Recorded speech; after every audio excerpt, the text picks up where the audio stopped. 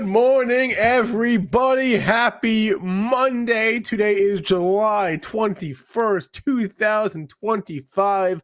And what a great day it is. Spencer Israel, JC Parets, Steve Strazza, Alfonso DePablos with you this morning. What's going on? Ethereum? We should talk about Ethereum. We should talk about Ethereum going up. It's up again this morning, all weekend. We'll talk about that. A couple headlines on my radar. I want to discuss Block going into the S&P 500. I might want to talk about that. I might want to talk about some earnings as well. We are into the earnings season of this trip, which is very exciting. But I don't know what's on Steve's mind. I don't know what's on JC's mind. It's always a surprise, right? So we'll find out. We'll have Ian McMillan stop by in about a half hour or so. We'll have Kenny Glick stop by, and we'll have Jason Parets stop by as well. That is the plan. How are we doing, chat? We're off to a good start. I would say so. If you're watching, take a quick split second out of your life and drop me a thumbs up. I would appreciate that. It's the like button. It looks like my thumb. Thank you very much. All right, we got JC here. Strauss is on his way. So, yeah, let's do it.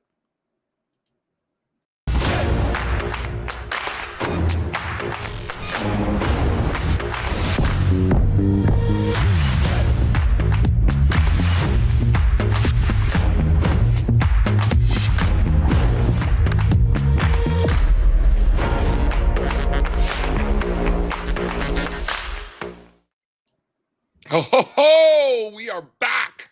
What's up? We are back. They were just asking me off air if I could go anywhere in the world right now. Where would it be? Where would it be? Anywhere in the world. Where can you travel to right now? You got a plane all gassed up, ready to go. Where are you going? Spencer Israel, where are you going? I'm going to Scotland and England and Ireland. I'm going to hit all of it. Tell me why. Tell me why. Because I don't know. I want to see some castles, man. I want to go to a 400-year-old pub in a basement. Yeah. I want to drink Guinness. I want to go see some cliffs, some like scary ass cliffs. That's what I want to do. The Cliffs of Moher, perhaps. Maybe whatever you say. I don't know what cliffs are, but I know I want to go there. Over on the west side of Ireland, dude. Great. These cows. Let me tell you about the cows and the Cliffs of Moher. First of all, these cows have the greatest view ever in the history of cows because they're right there on the cliff. These cows are so massive. I don't know anything about cows. Yeah. And maybe there's bigger cows somewhere, but the cows that are overlooking the Cliffs of Moher are the biggest cows I've ever seen in my life, times like 1,000. I don't know. Okay. I don't know anything about cows, but very impressive, the size of these things. Great. I love it. All the more reason for me to want to go. Castles are dope too. Yeah. I just want to see that part of the world. And to me, it's all kind of, it's all kind of the same, right? England, Scotland, Ireland, Wales, it's all next to each other. So you might as well just do it all at once. But what about you? Where are you going? We were just joking off air. I'm going straight to Japan, right? Like no questions asked. Do not stop, do not collect $200, right? Just go straight to Japan, probably Kyoto, swing by Osaka or something like that. Spend a little time in Tokyo because how can you not? Maybe catch a baseball game, maybe a sumo tournament. Bro, the sumo in Japan is crazy, dude. Crazy. So I'd go to Japan, and if I couldn't go to Japan for whatever reason, somewhere in the Mediterranean. Fair. It's my favorite sea. What's your favorite sea? I don't know. I guess the Mediterranean or the Caribbean. I don't know. I don't really know what other seas I've been to. So it's really only one or the other. What's really funny about people in the Mediterranean? Yeah. They all want to hang out in the Caribbean Sea, right? Yeah. They're like, oh my God, the Caribbean sounds so amazing. Like you're in Greece, like in just beautiful, and like the captain of the boat's just taking you around. And he's just telling you how he can't wait to go to the Caribbean. I'm like, bro, you're good here. You're good right here. You stay right here in the Aegean Sea, right? That's what that would be, Spencer. The Aegean Sea? Aegean. I don't know. Aegean. You geography buffs, you school me. Aegean Sea? Something like that. Fantastic. I'm like, bro, you're good here. And then the people in the Caribbean, they want to go to the Mediterranean. The people in the Mediterranean, they want to come to the Caribbean. It's funny. It's funny. You can have the Caribbean. I'll take the Med. Yep. Fair enough. All right. Let's state some markets. Shall we? I think we shall. Yeah. Let's recap what went down over the weekend / last night and this morning.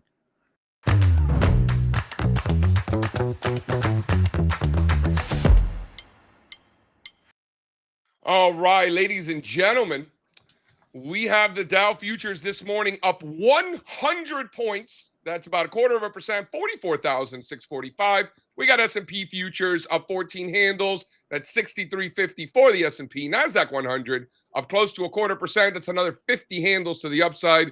23,275 to the upside. Bonds ripping this morning, 113.5 on the 30-year futures. Crude oil flat, just below 66. Copper up 0.5%, 562. Copper new all-time highs. We'll get to that in a minute. Gold up 1% this morning, pushing 3,400. Silver also up 1%, pushing 39. With the VIX up, still above 16, just under 17. Believe it or not. Shout out to the volatility index over in funny money land. No matter what, we can have a $4 trillion market cap. We can have Bitcoin at all-time highs, and this is still just fun coupons. This is fake internet money. Shout out to fake internet money. Now pushing $4 trillion in fake internet money. Bitcoin 118,230 for Bitcoin. Over in Ethereum making serious moves. 3,800 for the ETH.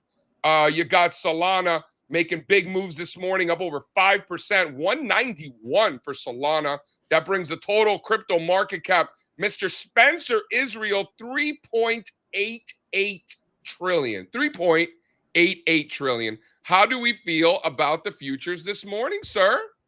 I thought, was it over 4 at one point this weekend? It depends on who's calculating it. It depends if you're including the the old stable coins or not. Okay. We're right there. Yeah. We're right there. No. What stands out is Ethereum and I guess copper, right? That's what stands out to me. Not the stocks. The stocks are just kind of doing their thing. Nothing to see here. Nothing to see in the stock market. Just, I was talking to my father this morning. My father, we had my 4-year-old daughter's birthday. So my parents are in town, spending some time with the folks and everything. My dad's like, we have like an ongoing joke because we were in Italy back in 2008 when the world was coming to an end. And like nobody believed me that the world was coming to an end. It was like the summer of 2008. I'm like, Dad, shit is hitting the fan. Because on Wall Street, shit was hitting the fan, but everywhere on Main Street, it was not. So It's been an ongoing family joke for the last 17 years now, since that trip to Italy with my family in 2008. And then this morning, my dad's like, is the world coming to an end yet? Like, it's still an ongoing joke since then. I'm like, actually, the exact opposite. World's never been a better place. Stock market keeps making new all-time highs, and people are angry as fuck about it. And, that just brings a smile to my face.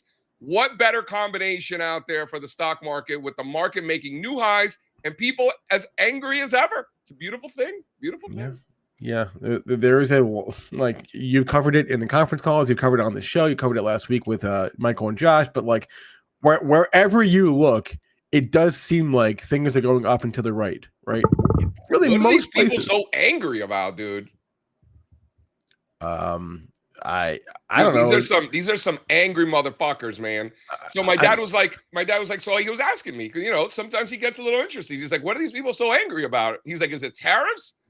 I'm like, probably some of it, but the Chinese stocks are doing better than the American ones. So I don't know if it's tariffs. I was like, it probably has something to do with politics. I explained to him on 90% of Democrats, we're looking for the stock market to fall over the next 6 months. And then my dad, shout out to Dad. Dad was like, and the Republicans, they're not too thrilled either. I'm like, dude, you took the words right out of my mouth. Half the Republicans were betting on lower prices. There's a lesson here. And the lesson is, if you care about politics, you're destined to live a miserable life. I think that's my takeaway, at least. So because my dad was wondering why. Like, why is the stock market making new all-time highs? And despite all that, people were just angry AF. He didn't say that, but like basically he insinuated, like, why are people so angry? I don't really have like a great answer. Strazza, welcome. Thanks for joining us. I came into my office this morning. Everything was off. You have a power surge? Yeah, and I didn't bring my backup from the old house. I need a new one. So, Staples, here I come. Hey guys, how are you? Strazza, why do you think people are so angry? What do you think it is? I'm not on that thing like you. I don't think that they are as angry as you think. I also don't think about people as much as you do. You think about other people a lot. You're good at it, the sentiment, but I don't. I kind of just worry about myself. I was telling guys this weekend when we were out for drinks, they're like, "How do you guys read all this research anymore?" I was like, "I got a secret to tell you. I feel bad even saying this out loud. I don't read anybody's shit anymore. It was talking me out of positions. Tell me who you read. Do you read anybody? I read nothing. I read our people's stuff because it's my job. But for a while there, I was reading so much research, it was talking me out of my own ideas. And I was like, no more. But I don't know. Like, are people angry? I don't. Not the people that you read. In what context? I guess, yeah, there's a lot of perma bears out there saying dumb stuff, but like, I think people are pretty happy. Like, the economy's good. Dude, you can't find a parking space. Consumer expectations just down in the dumps. Consumer confidence down in the dumps. I don't know what people you're talking. I mean, go to a restaurant. I was in downtown Portchester this weekend. Like, you can't even park. The Costco parking lot's packed. You can't even use the overflow parking lot. Isn't Portchester right next to Greenwich, Connecticut, sir? Portchester's not Greenwich, sir. But isn't it right next to there? Yeah. Yeah. And with the stock market at all-time highs, how do you think those folks in Greenwich are do you think they're doing okay? Fine. Bro, they're great. The folks here, but seriously, the folks in Greenwich don't hang out in Portchester. Just me. Is Portchester like the ghetto a little bit? No, it's got a little flair. It's got a little character. But yeah, your mom tells you not to go there when you're a kid, kind of thing. Oh, is it really one of those places? I didn't know that. A little bit. I think it's nice. You mentioned the compound. Throw up the slide. If you guys can drop the link in the chat. This was really a lot of fun, guys. We had the Peanut Gallery was there. Spencer Israel was there over in New York City, recording the compound and friends, getting great feedback. People really enjoyed that. Dude, it was so good. I listened to the first half. And then I got cut off. I'm going to finish it today. But you guys, it's just a vibe. When JC is on the show with the guys, it doesn't get any better. How many times have you been on? Like 30 times now? No. Like 5 or 6 probably? Yeah. 6 or 7? It's the best market podcast, period, when JC is on. We gotta get you on. We had dinner with Batnick last Thursday. Strazza was there. Strazza was sweating, bro. Oh, come on. Oh, all right. It was hot. We were all sweating. Strazza extra sweat. I walked in sweating. I sweat through the entire dinner, and I walked out still sweating. Yeah. Well, to Strazza's credit, first of all, Strazza's a sweater. I'm sweating right now. I'm sweating just thinking about you. So he walks in, it was hot as hell in New York. Then we're in a Korean barbecue, so the steam is just hitting him. He's just like drenched. And then he's got the meat sweats because he's eating all this meat at the Korean barbecue joint. So now you got the meat sweats and it's hot and he was already sweating. I mean, this guy was drenched by the time dinner was over. That was so much meat. How good was that place, though? Dude, I wasn't kidding, right? You guys know that I've been talking about this place for a while. What'd you guys think? It was incredible. It was so good, right? Actually, we left, and Rose is like, how come you weren't eating more? I felt bad eating more, but you weren't eating enough. So, like, I didn't want to eat too much. She was, like, mad at me. She's like, you should have had more beef. She felt bad pounding the beef. But I was like, just look at Perlman. He ate enough for, like, all 6 of us. Dude, Perlman ate so much meat, dude. So I want to give a shout out to Sam Rowe. Sam Rowe for the recommendation. Dom's Bogan. I'm hooked on this place. I've gone, like, I don't know, handful of times over the last like 6-7 months or something like that. So big shout out. Give the podcast a listen. I thought it was great. Let's get right into what's happening out there. Throw up slide 7. Steve Strazza, tell me this is not the most important chart in all of markets right now. Go. Tell me I'm wrong. Whoa, this is a different version of the chart that I thought we were going to be talking. JC, I had a feeling he was going to go crypto, Spencer. I didn't know it would be here. This is the most important chart for the freaks, right? The risk takers. This is for the risk takers. Are you a risk taker?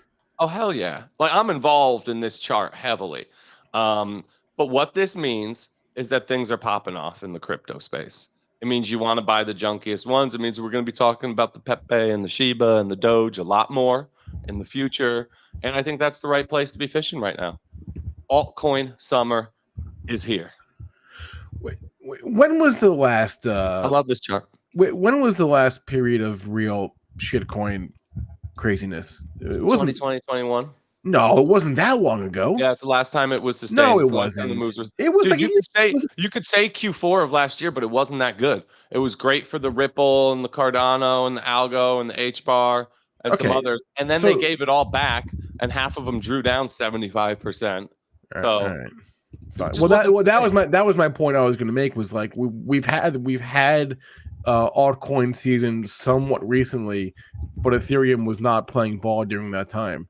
But now it is. So, all right, I got throw up slide 5 there if you wouldn't mind, please. I don't know if you guys saw crypto dick butts breaking out new all-time highs this morning. New all-time highs. Shout out to other dick butt whales out there. Patience is paying off. Floor prices for the crypto dick butts now $7,000. $7,000 for the crypto dick butts, up 7x just in the 6x just since the spring. How much to get in on the ground floor with the crypto? 7,000. 7,000. Throw up a few items from my collection. I don't want to brag here. Very diverse. It's a diverse group. But yeah. Tell me I don't have great taste. Look at these. Look how clean these dick butts are. Come on. This looks like the board of directors of an S&P 500 company. You did great. They might be better off. Which is your favorite of these 5 crypto dick butts? The Mexican guy in the middle. The Mexican guy in the middle, not the McDonald's with the cigar and the camera. That's a McDonald's hat. Yeah, give me the MacD's. But I like the sombrero. The sombrero's kind of sick. Like a tourist. Come on now. That's funny. He's got a cigar in his mouth. Yep. Wow. That's actually my profile picture in my OpenSea account. Hold on. Let's talk about this. If I were to buy one, what kind of avenues and routes would I have to take to get there? Do I got to like find my MetaMask password? You're going to need to do that. Yep. Really? I know you're a boomer and like to use the Coinbase one. You know. And by the way, for the record, I might be a boomer by still using MetaMask. You know, the kids might be on to the next one. I don't even know. You know, they tried to hack my Coinbase wallet again this week and almost got me. Almost got me again. Almost got me again. How do you keep almost falling for this stuff? You suck at this. Hey, I was like visiting my grandma. Please. I'm on the phone with the guy. Rose is like ripping it out of my hand. They don't call you. I'm like, they just did. Jesus Christ. Dude, you suck at this. Wait, JC just made a good point about patience paying off. I feel like that is like maybe like the biggest lesson that people will learn from crypto is that if you just wait long enough and have an extreme tolerance for pain, you too can have a 10, 20, 30 bagger, right? If you just wait 5 years. Dude, those 5 dick butts I just showed you, that's $35,000 worth of dick butts right there. It's a lot of money. On them? Are you up big on them, or they're still underwater from 2020 cycle? No, those are all-time highs, bro. Yeah. Like, how much are they up from their prior cycle highs? Like, I mean, I got to go and check the old blocking chain, but I'm probably up net, like probably 100%, maybe 70, 80%. Wow. Is this a clean break? Dude, we got to be able to chart these things better. I know. I own NFTcharts.com. Put some fucking charts on it then. Because of all that time on my hands, you know how many kids I got, bro.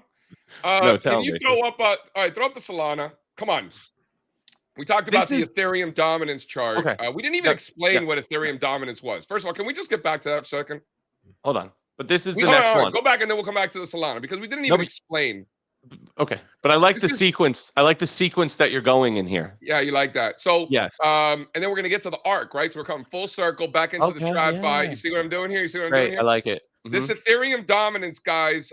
This is the market cap. Ethereum's market cap as a percentage of total crypto market cap, which got as low as 7%, which were the lows 5 years ago, and now popping off. You know, some would call that support.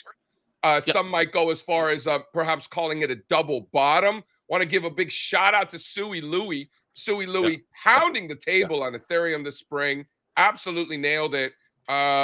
You know, so this is, we talk about Bitcoin dominance crashing. Well, Ethereum dominance absolutely ripping. Throw up the Bitcoin dominance crashing. This is, So this is Bitcoin market cap as a percentage of total crypto market cap literally crashing. And then people like zoom out and they're like, bro, zoom out. I'm like, yeah, thanks. Still a crash. So many You good think that's charts. like, am I exaggerating or is that legit? This is crashing. This chart, to be clear, is not bearish for Bitcoin on absolute terms. No. What JC is saying here is it's time to head on down the cap scale. Live a little. Move yourself out on that risk spectrum a bit because there's a new game in town. It doesn't mean Bitcoin's going to go down, go sell your Bitcoin. No, your Bitcoin's going to be fine. If Ethereum, Solana, and all the alts are ripping, Bitcoin's going to do fine. It just can't rip with the same beta, with the same juice as the smaller coins, right? This is middle to later cycle stuff where all the crazies come out and start bidding up the most speculative cryptos. So I think it makes sense to go from the Bitcoin dominance, then you show the Ethereum dominance, right, coming up off the floor. And then you take that step one further, right? Because you say, hey, Ethereum dominance, this has very little to do with Solana. It is included in the calculation in a way, but we're talking about Ethereum. If Ethereum's outperforming Bitcoin, I think Solana's going to be outperforming both of them. I think you just Solana so dominance. much of this. This is going to 1,000 this cycle. Easy. Whoa. Yes. It's going to 1,000. Solana dominance really looks like a chart of Solana. Just an FYI, if you look at the Solana dominance, it looks just like that. Don't look. What percentage of crypto is Solana? Go quick. 3. 1. 3. 2.65. I'm pretty good. Yeah, not bad. Not bad. Spencer, you were way off, bro. I was in the ballpark. But no, JC, so it looks exactly like this. Agree or disagree? You load the boat on Solana. If you you want to do it simple, listen, what JC's doing, he's going out on the risk spectrum too with the NFTs. I'm really interested. I got to get some skin in the NFT game because it's dude, how do you not have any dick butts? You could have gotten dick butts for a G note a few months ago, bro. It's at 7 now. You should have told me. I should have told you because the data is not publicly available. We talk about this all the time. Guy. Don't pretend like it was like this secret that I didn't tell you about. You know, you're my NFT guy. That your boy is a dick butt whale over here. I should get a special phone call. Hey, it's time to load into the dick butt. Dude, when is it not a time to pick up a clean dick butt? You know. So most of the time, apparently. Let's throw up slide 10, please. Speaking of going out on the risk curve, you know, they're not just doing it in crypto markets; they're doing it in the old TradFi, markets as well. This is the chart that's making its rounds across trading desks. This is the old Goldman Sachs non-profitable tech index. Up 66%, up 60% just in a few months. No big deal.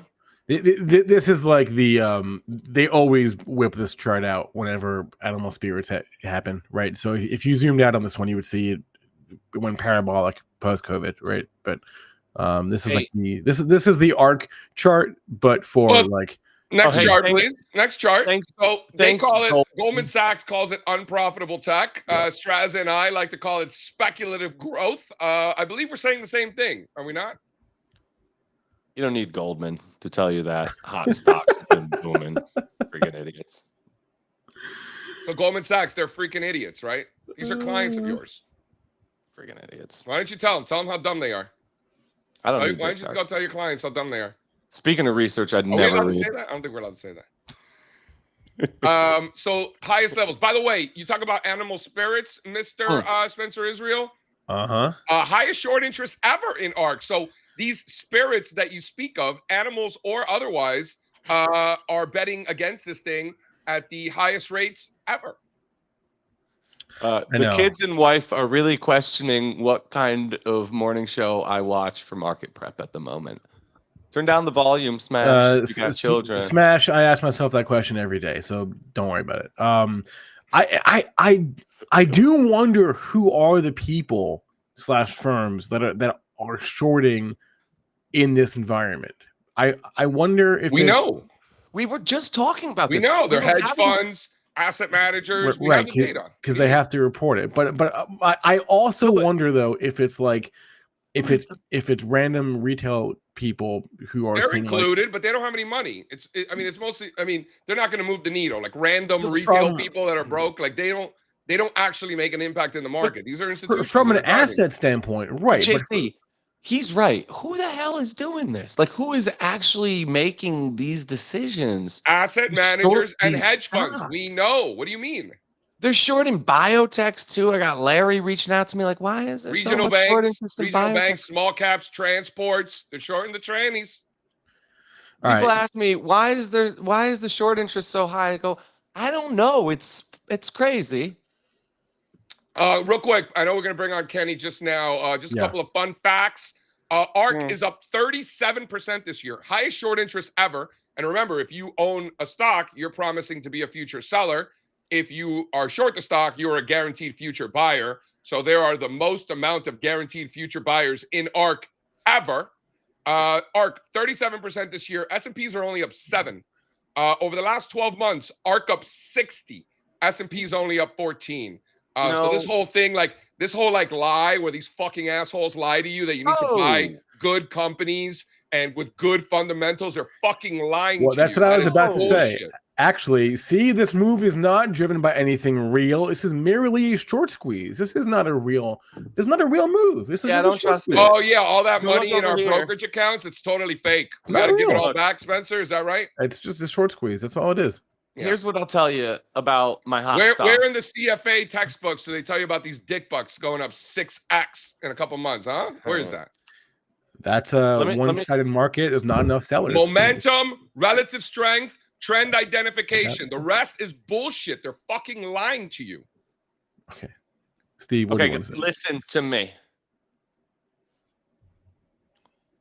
It's time to load the boat on the home builders again. We were a little early, but it's going. It's go time. I am going to buy home builders until I start getting messages in my account that I can't buy any more things today. I'm going to buy that many home builders. You get those messages sometimes, those margin clerks being like, they're like, no not more. So fast, Mr. Strazza. I call my broker. I'm like, what the hell is this? Dude, you're such an old man that you still call your broker. That's hilarious. Can we get speaking of old men, can we get Kenny in here? Yes, but I got one message about the brokers. Call them. Call your broker. Complain. Act unhappy. They give you things. Just do it. Try it. Does your broker listen to the show? Because it's, Steve, reach out to your broker today and tell me they didn't offer you something after you got off of that phone call. Were you just channeling Sebastian Maniscalco there? I went to an Andrew Dice Clay concert on Saturday night, and I've been talking like him ever since. All right, Kenny, I'm bringing Kenny on. I can't.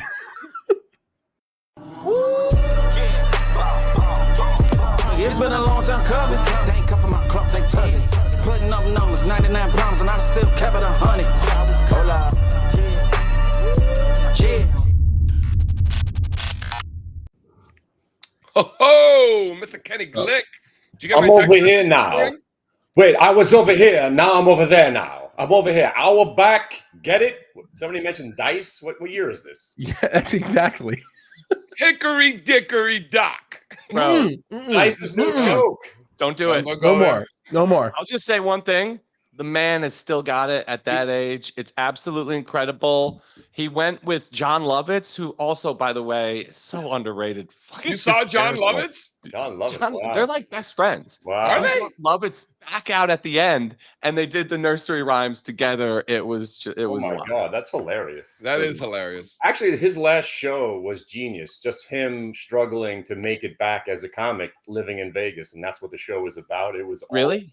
And then he does Man on the Street. He just rolls up to people, assuming everybody knows him. It's okay. You want to take a picture with me? It's all right. I'm like, okay, it's all right. And people are like, what are you doing? Who are you? It's okay. Everybody knows me. It's all right. Dude, I checked. Where is he from? Is he from Long Island?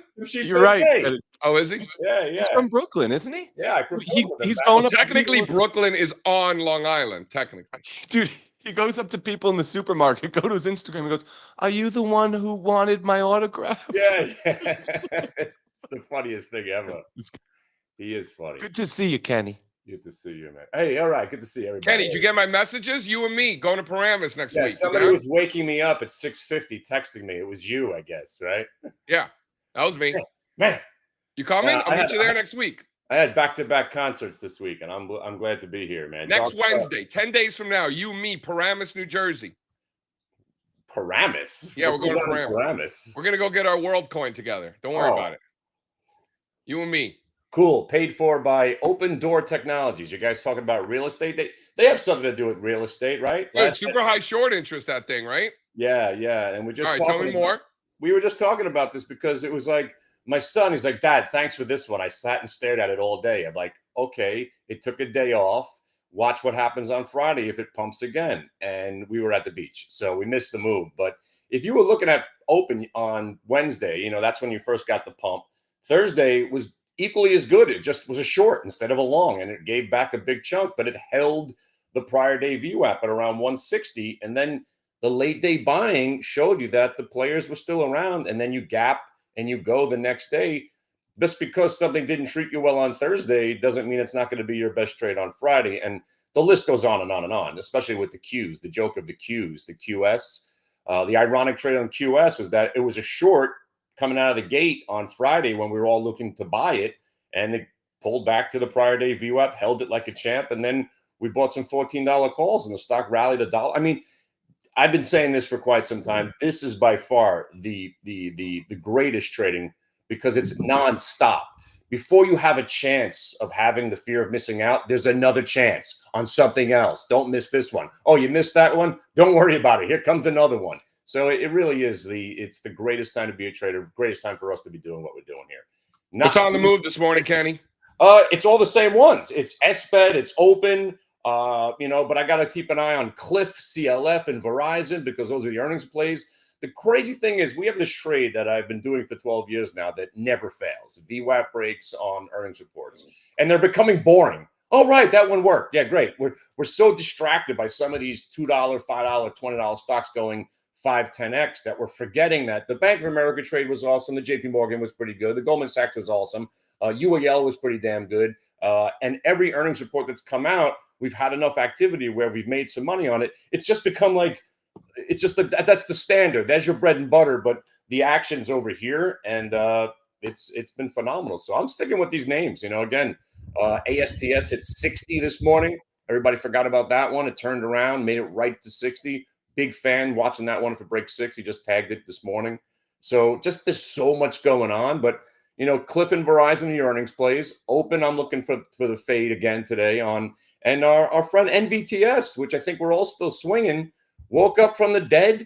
You had a beautiful close, and you had some 650 calls on for a penny that, again, a measly 12x into the close. I mean, these are just ridiculous plays going on Friday because remember, friends, all you need is a stock that goes to the strike price. And if you're dealing with options that expire at the end of the day, they're usually a penny or a nickel. Stock needs to go up 10 cents and you double your money. So it's just we're in the right place at the right time, and this is it. This is it.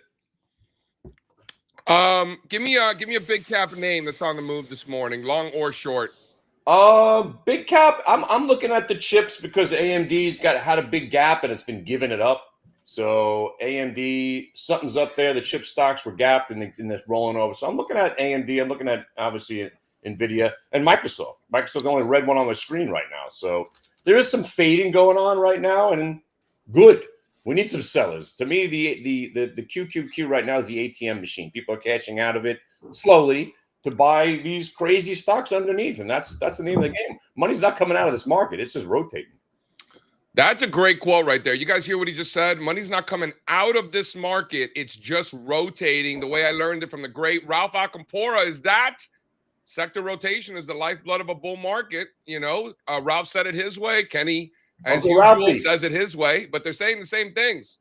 Uncle Ralphie, I always have a special place in my heart. Plus, I know Todd Shaw. Todd Shaw, Todd Shaw, the Shaw family, right? Alan Shaw. Oh, yeah, you know Todd. Todd's is I think his cousin or nephew or something like that. But we got to have Ralphie on the. I still haven't thanked him for the Akamai trade back in 1999. He was a big fan of Akamai. Anyway, I'm gonna go. All right, Kenny, we'll see you at noon. Kenny. We'll see Kenny at noon for the long and short of it right here on the channel. Go make some money, all right? You got it, brothers and sisters. I want to throw in, I know we got Ian McMillan in the house. Shout out to Ian.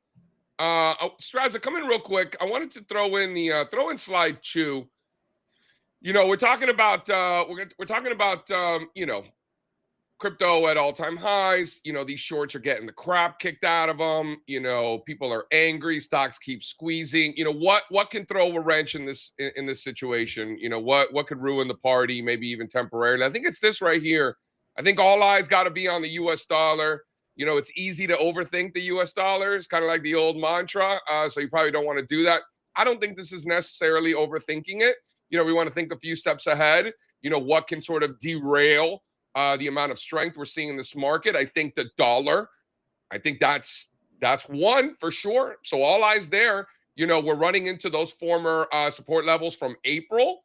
If the dollar was going to roll over, this would be a logical place for that to happen. If the dollar was going to squeeze, this would also be a logical place for that to happen as well. So all eyes on the dollar as far as I'm concerned. All right, let's bring on Ian McMillan, shall we? Do it. All right. Jay, we've been friends for a long time. Make the call. I mean, this is pretty professional, guys. Nice show you got going here. Chart Life in the house. Hey, how's it going? What's going on, my man? How are you? Same old. Chat's chiming in. Get this man some lights. Ian, you know, talk to me about the market. So Ian comes to this from a portfolio management standpoint, you know, working with the RIAs up in the old Wisconsin. Do I have that right there, Ian? Yep. Friends of ours up in Wisconsin. Ian, you know, you're putting ETFs in the portfolio, you're putting stocks in the portfolio as well, both, correct? Used to do a lot of stocks. The ETF, the ADPV's kind of taken the place of that sleeve. So yeah, there are individual stocks, but that allocation piece is now taken over by the ETF. So ADPV, is that it? That is the ticker, yes. So that's the ETF. That is the Series Portfolios Trust Adaptive Select ETF. Absolutely crushing it. You guys are having a nice summer, huh? Yeah. You know, set through right. The V bottoms suck when you're a long-term trend follower. But nice comeback. Had a few holdings that really worked out well. I was gonna say, what's driving all that outperformance? MP is a lot of it. Hood. I mean, there's a few good tapestries in there. Has had a good run. Doesn't really get talked a lot about. And then Rocket Lab. So Rocket Lab just got added to the Russell 1000 at the beginning of July. So then that moved into our universe. Didn't get that too far away from the breakout, which I was happy about. So that's been another recent addition. But MP has probably been by far the biggest mover as of late. You know, Ian, I look at a lot of sentiment. Kind of curious your thoughts. My father was asking me this morning, as a matter of fact, Dad's in town, you know, asking me this morning what it is that, you know, people are so scared about or angry about in the market. You know, sentiment, you know, just generally speaking, not euphoric at all. And we're seeing, see you later. We're seeing a lack of euphoria with the market making new all-time highs, crypto making new all-time highs, and we're just not seeing sentiment follow through, seeing asset managers and hedge funds underexposed for sure. And my dad's asking me, like, what is it that's got people scared? And I don't really have a good answer. I was wondering what your thoughts are. Yeah, I don't know if I have a great this is our fourth V bottom, and like we can call it a V bottom now because we made it to new all-time highs. Is that the official definition of a V bottom? It has to be a bottom for it to be a V bottom, right? So you have to make. I would assume so. Now, I mean, we can look back and say that. So you had Volmageddon, you had Q4. And tell me what Volmageddon was. That was what, January 2018, right? Was that January 2018? Didn't we have one of those a couple years ago, like in the fall? Maybe, but that was now we get a lot of VIX spikes. Now and that's kind of where I was going. We've had so many of these, 20-25% correct, not 2020. 2022, we actually did get a multi-month drawdown, which was nice. I think people are tired. I think probably a lot of people are frustrated. Social media, news, all of that is bigger than ever. Substack, people have their opinions with Substack. Does anybody actually read anybody's newsletters on Substack? No. I don't know. I mean, and it's hard to, you guys do it, but content around, chart go up, which is obviously what we believe, right? Chart go up, chart go down. Well, it's the truth, right? So it's not so much what we believe. These are facts only, right, Ian? Like if the chart is going down, like there's no like opinion there. It's a fact. It is, but maybe not the sexiest thing to talk about on TV or talk about in a newsletter or in a thread on Twitter. I don't know. I mean, we know the data all time, or, new highs usually beget more new highs. It's just a fact. That's how the Dow has gone from 40 to 44,000 over the last 130 years. If indices had been range bound for the last century, maybe we don't have to talk about uptrends, but they haven't been. This is how people make money. We're going to get into your thoughts on the back half of the year now in a second. But I'm really curious to hear your thoughts on, corporate company fundamentals, right? So you've got the, you got the Goldman Sachs unprofitable tech or non-profitable tech, just absolutely ripping. You have ARK, speculative growth ETF, absolutely ripping. None of these companies are making any money. So when you talk about good fundamentals or whatever it is that these expensive textbooks tells you what that is, clearly don't matter. It's a big lie. So can you tell me like how you think about that? Because in bear markets, these companies with bad fundamentals get smoked. Companies with great fundamentals get smoked too. And then in bull markets, these companies with bad fundamentals rally, and then the companies with the good fundamentals can't keep up with them. So like, how do you think about it? Like seriously, not like rhetorically, like funny, haha, but like, how do you actually think about that? We don't. There's zero talk about fun. I couldn't tell you anything about a company, how much money they make. Outside of, most stocks, I probably couldn't even give you a decent market cap range on. Outside the like obvious ones. But it plays zero role in anything we do. If unprofitable tech or speculative growth, as you guys call it, is going higher, then yeah, I want to participate and do that via individual stocks or, an XSW or whatever, if software's looking strong. I just want to participate. And I don't care about, I haven't listened to an earnings call in probably 13 years. The fact that you did 13 years ago in and of itself is pretty impressive. It's concerning. Yeah. It sounds very depressing. The fact that there's still people out there who listen to earnings calls, people building like in a former life, I thought that stuff mattered. And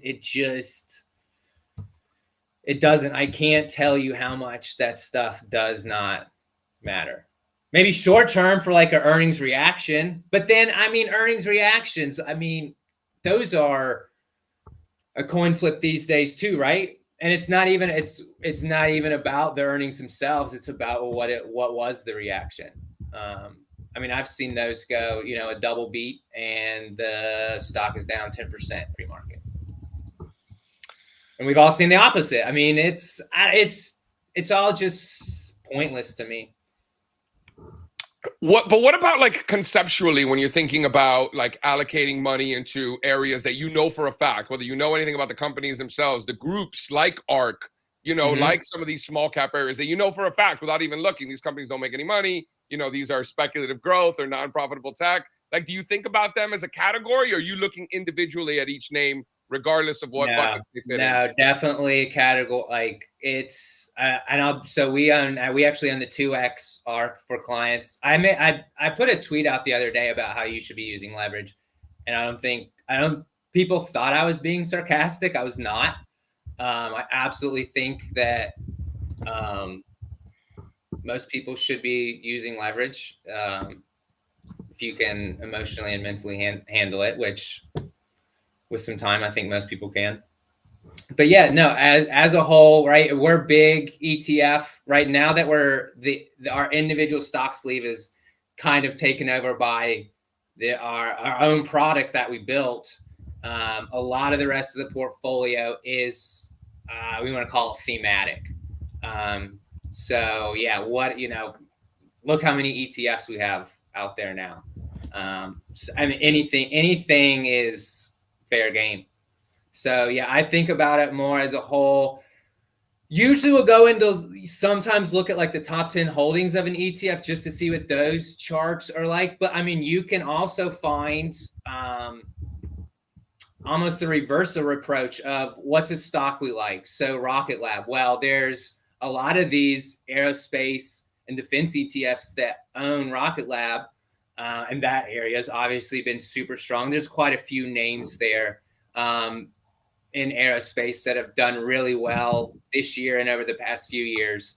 But there is kind of another way to get exposure to names like that. And we do some of the 2X individual names for sure. So 2X, we own Broadcom, TSM, NVIDIA, and Coin right now. Talk to me about the back half of the year. We had 23 and 24, 20% years, over 20% years for the S&P 500 back to back. Hasn't happened very often throughout history. Imagine blackpilling over that. And then come again this year, S&P's up another 7%. Global stocks all over the world absolutely ripping. Yeah, you finally have Europe participating for the first time in maybe my career. I mean, we're finally getting above the 08 highs, and people are shitting their pants.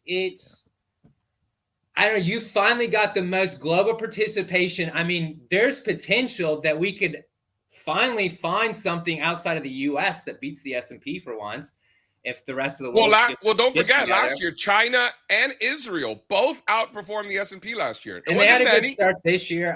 Do you think China's going to make another run here over the intermediate term? Dude, highest short interest in years in the FXI. I mean, even Chinese healthcare, KURE, is like the only thing working in the healthcare sector whatsoever. That's a really interesting point that you're making. That healthcare sucks, but Chinese healthcare. Yeah, I think they're setting up. So I wonder if David Tepper's still long. He got like balls deep back at, was that the end of 2023? Maybe it was last year. I can't remember. No, I think it was right around that big momentum thrust that we saw. This was in September of last year. September of last year. You're right. It was the end of 2024. Yeah. September 24. We had those momentum thrusts where it was like the best day in the history of China, the best week in the history of China, the best week of China relative to Japan, the best week in China relative to the rest of emerging markets. Like, I mean, it was like superlative after superlative. Great example of like, which momentum thrust should we trust? It's not so much which one. Is when you see a bunch of them at the same time. That's the, Yeah. So, I mean, I would be, as someone who's, benchmarked to the S&P, I would love some global participation for sure. So what are you expecting? What's the sector that we want to be in? What's going to be the best performing sector in the back half of the year? Sector like S&P like spider sector, yeah. Spider sector. I mean, right? If gun to my head right now, tech. What's number two? I would like it to be industrials, not because I'm allocated that way. I would just like to see industrials. The relative chart's a little tough. Maybe communication services. I don't think discretionary. I mean, I was going to go there. I was going to discretionary- ask you about discretionary. What do you think? Amazon Yeah, not I looking don't, too well, bad? so when you talk, under the surface, there's a lot of things out there, and Amir Sports, or I talked about Tapestry out there, but that when you've got what's Amazon's like 22% of XLY, that thing hasn't made it back to new highs yet. Relative chart looks like it wants to roll over underneath the relative 200-day. We'll see, or I guess it's slightly above a 200-day. Dude, the equally weighted consumer discretionary actually looking better than the market cap weighted version. That's interesting. Yeah, there you go. Better under the surface. So we'll see. And then, same with XLC. Like Google's kind of got to get it together there. Meta doing a lot. Meta is in XLC, right? Yeah, of course. Yep. Yeah. XLC, the communications index, is what they built because there were too many tech stocks. So they had to kick them out and create a new index. Like they just invented a new index and they stuck the tech stocks in there. Right? Remember that? That was great. Yeah. Well, wasn't it originally they called it telecom? And now they You might call be it, right. I think it was originally telecom and it was just such a small, irrelevant sector. So lame. Yeah. It was pretty lame. And so they had to sexy it up and they put some tech stuff in there. And you got Netflix in there. Netflix has been a pretty strong. I'm surprised. Yeah. I think just from like a totally non-chart related, I'm surprised Netflix hasn't fallen apart. But hey, the market seems to still love it. So I guess it's you went back to earlier, my thoughts on fundamentals. I mean, doesn't the kind of market pick out improving fundamentals? Like, can't I just let the market tell me what companies are probably doing okay when it comes fundamentally? That's probably what people are buying. Because there's built trillions of dollars traded around fundamentals. There's a lot of people who give a shit about fundamentals. I'm sorry. Should we feel sorry for those people or fuck them? No, but I mean, they are putting money where their mouth is. Whether I agree with their process, they are allocating, because fundamentals, earnings growth is part of their process, whatever it is. So I'll let them tell me what stocks are. No, I like that thought. Like the market whatever. is a discounting mechanism of the future, right? Yeah. So let the market dictate. We got Spencer Israel here in the house. I had another question for Ian. Did you have a question for Ian? No, I'm just listening. Oh, you're just hanging out. I'm just hanging out. Ian, let's hard pivot to the intermarket world. Yes. When I think about what can derail this market, what types of things we should be on the lookout for. I mean, I think the dollar's got to be front and center. I mean, if you get a dollar ripper, is that going to change things up? Is that going to be a problem for this market? I think probably. Are you interested in the dollar at all? Do you care what happens with the dollar? And if not, what do you think could change some of these trends? Broadly, I care about it from, it's interesting to me. If we get a weaker dollar, do foreign stocks outperform? There's that's a super broad, pretty like 101 macro theory. For me, the dollar, Dixie, dollar index, I've seen plenty of markets where stocks, look at 2017, we got a pretty weak dollar and it was like the least volatile year on record. I don't even think we got a 5% drawdown. So the whole like dollar weak is bad for, or strong dollar is good or bad for stock, or weak dollar strong or good for stock. I think it's a very, very case by case, whatever's going on in that particular environment. But to me, I've seen just too many periods where stocks do fine no matter what. Now maybe the sectors and the sub industries and what's working changes, and there's some reallocation going on underneath, but now the dollar isn't a huge, right? And the same thing, what's the big argument? Dollar's supposed to be weak dollar. This is how little I pay attention. Weak dollar is good for small caps, right? I don't even know. I feel like nothing. No, like, I feel like think nothing. that's the Yeah, theory, but then yeah. I hear Generally, it. Small caps. Yeah. I hear it, switched around. No, strong dollar is good for, and it's, I don't know. I used to pay attention to the dollar a lot, and now it's, I think there's people find some cool, like, correlated relationships with the dollar, like Shane Murphy's. I'm good with that stuff. So some of that Shout out to Shane Murphy, friend of the show. Yeah. I think he just got engaged too. So congratulations, Mr. Murphy. You know him and Pat Donawilla know each other from high school, small world? Who does? You do? Pat Donawilla. Yes, I do. Yeah, from upstate New York, right? Syracuse. Yeah. They call it mid-state, those upstaters, everything's relative, I suppose. For some of us, anything north of 125th Street is upstate New York. Definitely. But let's finish up with some small caps. If you wouldn't mind, Mr. Israel, if you could throw up slide 2.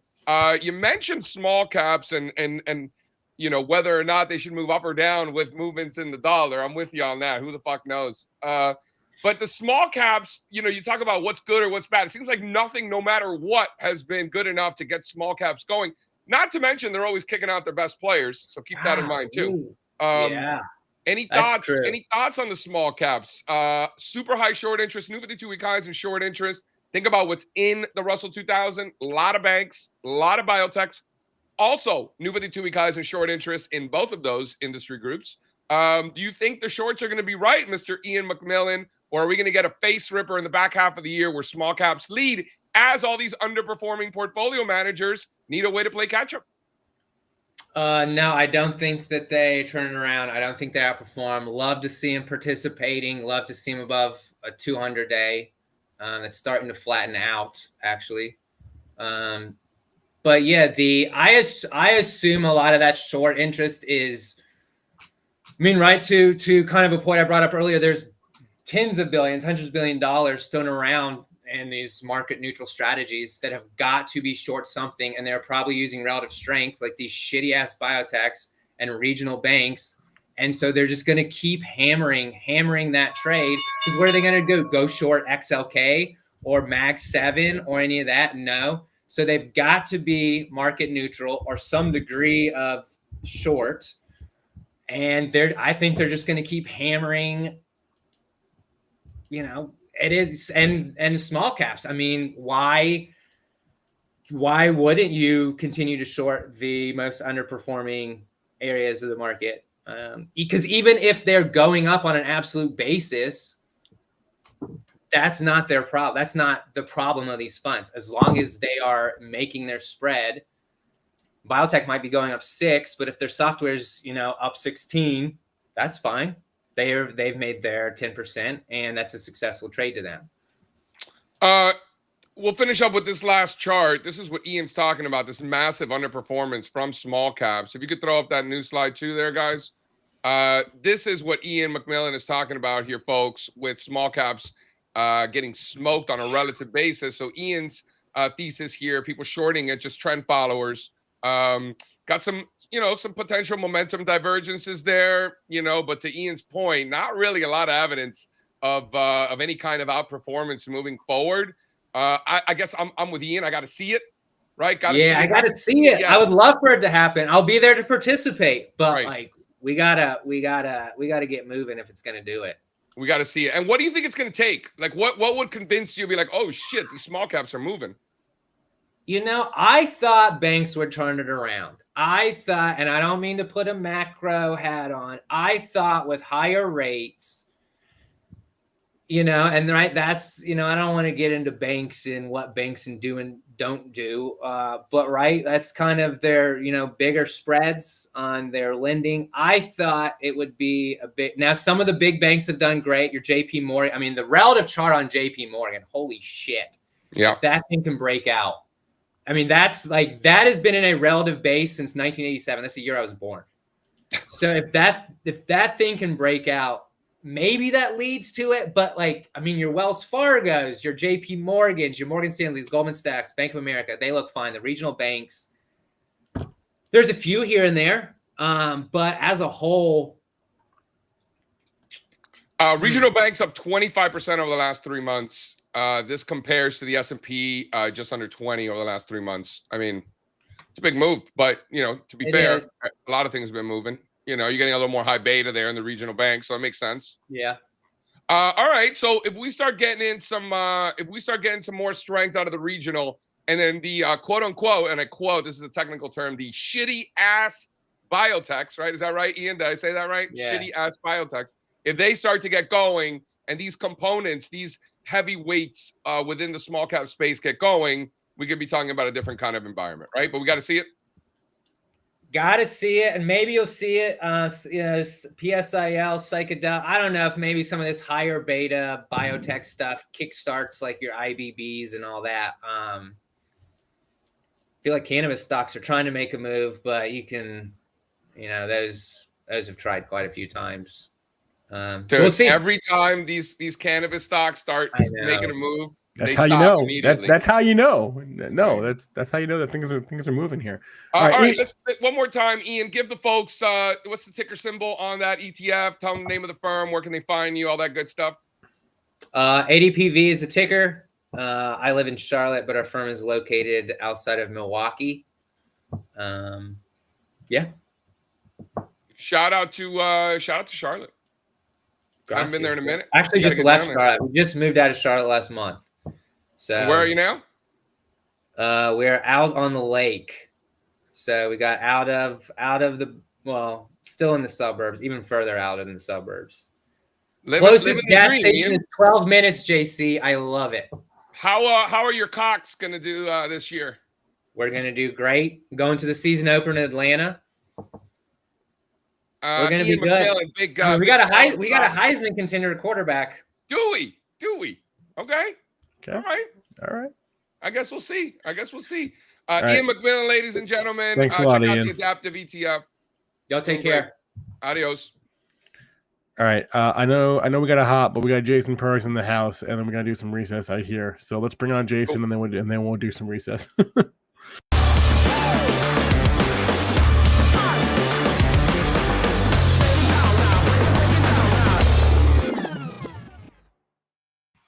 Mr. Purse. Hey, what's up, guys? What's going on? How are you? Going on? Chilling. Excited, do some recess. I'm just excited to hang out with you guys for a minute this morning. Dude, those Jerry curls you're working with got you looking like Ice Cube back in the NWA days. Yeah, you know what I'm saying? I always think about it in the Chappelle show, like hit me, like that's what I'm thinking about. Right.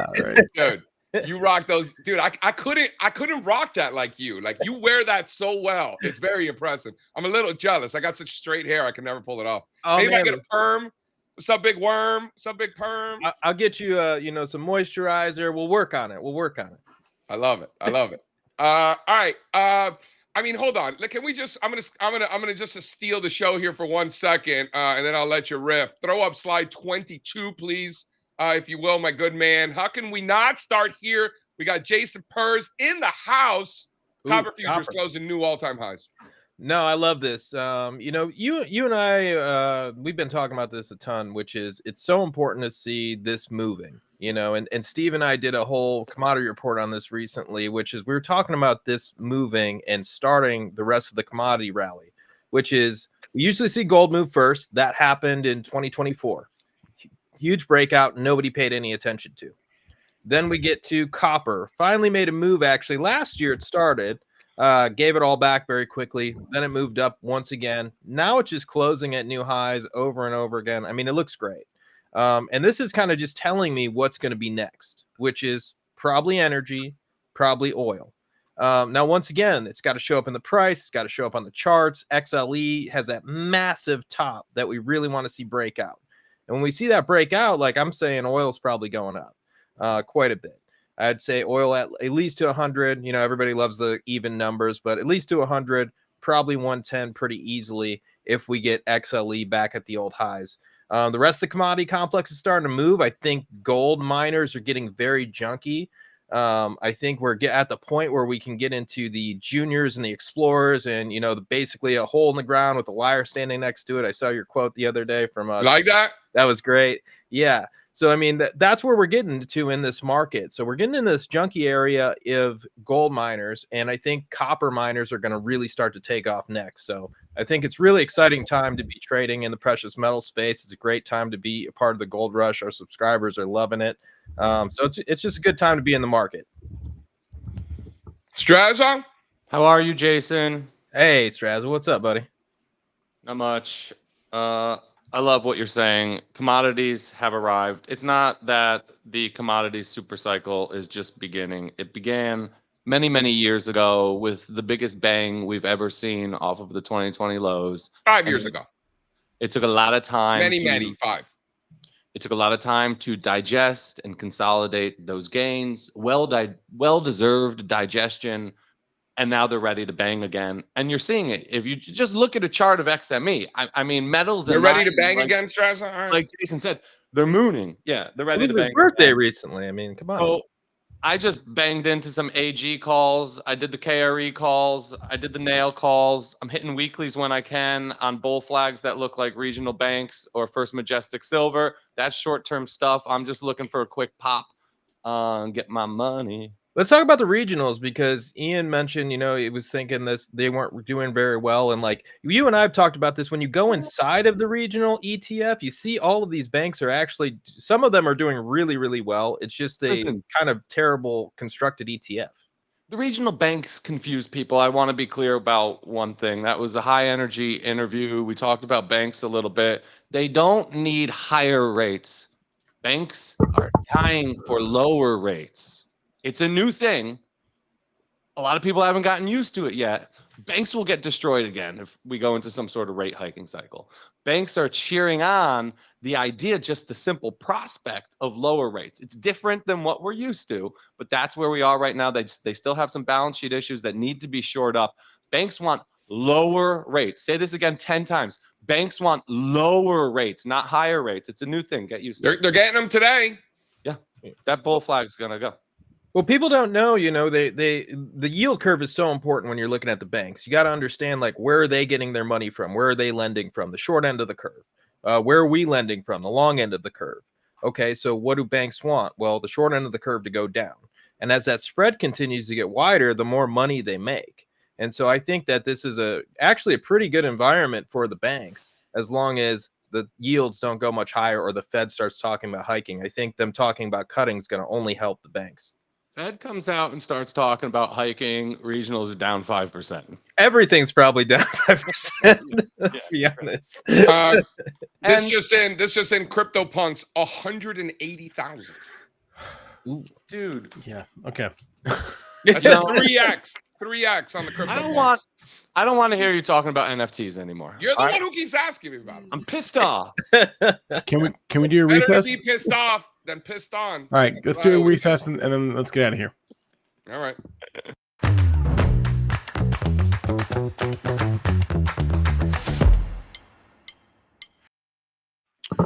All right, I know Steve has a lot to share, so Steve, I'm gonna be quick. Glad you're all here for it. I had a lovely trip. Let's just run through it. So Thursday, flew into LaGuardia. What a nice job they've done at LaGuardia, by the way. Said no one ever. I'm a big LaGuardia fan now. Forget JFK. Anyway, we went straight into the city. Saw my brother. Saw Patrick. Surprise visit by Blake Millard. Love Blake. Got to see his wife Jen too. They're just so lovely. We've hung out with them a number of times now. I didn't make any of the picks. I didn't make the cut. Jason, how do we not have picks together? So we had a pre-dinner pizza. That was great. There was a lot of pizza. There was pizza every day. Pre-dinner pizza. I like it. We had a pre-dinner pizza. We had to. We just got off the flight. We were hungry. Then we went straight to the barbecue. I got to see JC, Michael Batnick. Got to see Spencer. Beautiful dinner in the city. Then next one, went out for drinks with the interns. I'll tell you, we got a special group of guys on our analyst team. So that's Dylan and Rick and Patrick from right to left. Had a lovely time. JC was hanging out. I guess he just stays out of the pictures.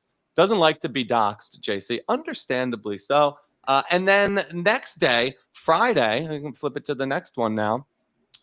So Thursday was for the boys and all my work friends. Friday was for the grandmas. We just spent the day with the grandmas. We were building puzzles, drinking tea. We had a lovely time. Went for a little walk. It was so nice to see my grandmothers. That's really what I'm there for. Saturday was for the mothers, hung out with my mom, my dad. That's my brother. If you don't know, this is Colony Pizza. I know somebody asked in the chat, you were at the Capitol Theater. Did you go to Colony? Of course I went to Colony. That's really the reason I wanted to go to the show. You could go to Colony, then you just walk a couple blocks up to the Capitol Theater. So that was lovely. Andrew Dice Clay, John Lovett's very funny. We had a great time. And then Saturday was for the boys. Oh, this is great. So who knows what this is? Is that fried shrimp? It is not. Who knows what this is? This is an Italian delicacy. Are those Zeppelis? Are those Zeppelis? They're not. What is that? These are fried zucchini flowers. If you know, you know. They're delicious. Don't make that face, JC. I saw that face. You're wrong. You have these with a little white wine. My parents brought back some white wine from Italy. I don't know if they did the right one, JC, but it was perfect. Probably not. Floral, whatever. I'm going to tell you, my brother's such a good cook. He fried these up. A lot of times they do it with the ricotta in the zucchini flowers. Oh, it's amazing. Dude, plain will blow your mind. You don't even need the cheese. They're so good. So that was a treat. Next pick, Saturday we had a little beach bash. This is Blues on the Beach, Short Beach, Connecticut. My friends go all out, all day tailgate. They have a great time. So these are my two best friends in the world growing up. We grew up together. Steve and Colin. Told you my buddies are big wrestling fans. So we had a great time. We're tossing the football, playing beach games. And then Sunday morning, right back home. So it was a great trip. We did a lot. Got to see everybody. Spencer, awesome. JC, so good to see you guys. Steve Strazza, Florida man once again. Little city trip back in Florida. I want to do a hard pivot. Want to give a shout out to Red Robin. Red Robin, yum. Shout out to Red Robin. I did not grow up going to Red Robin. I don't think we had those in Miami when I was growing up. I would just see commercials and then I recently discovered Red Robin about a year ago. Not bad, full bar. The Red Robin food truck is a nice touch. Dude, we had a 5-year-old's birthday party on Saturday. Daughter turning 5 tomorrow, as a matter of fact. So big party on Saturday. We got the Red Robin food truck. Dude, that's awesome. This is the move. It came to your house? No. This is at a park, but they would come to my house. But yeah, no, this was at a park. So I get there, and then since I'm paying for all this shit, I'm like, I need a tour. I gotta get a tour. So the guy's like, you really want to come check it out? I'm like, hell yeah. So I go in the thing. I'm checking it out. This thing was ridiculous, man. The kitchen they got going on in this truck. And I was like, what is this? This isn't like a truck built to make a food truck. He's like, nah. This was an old UPS truck. Dude, that is UPS truck converted into Red Robin. Never in my wildest dreams would I say the words, I love Red Robin. But man, I love Red Robin. Shout out. I'll tell you, this is a special food truck. They're not usually this big. They really thought this out. Dude, this thing I is love a this. beast, bro. This is a supersized food truck. Because with the food trucks, you got a good food truck. There's always a capacity constraint. Not if you do it with an old UPS truck. That's great. That's awesome. Okay. All right. Jason, you got anything? No, nothing today. Only thing to add is LaGuardia.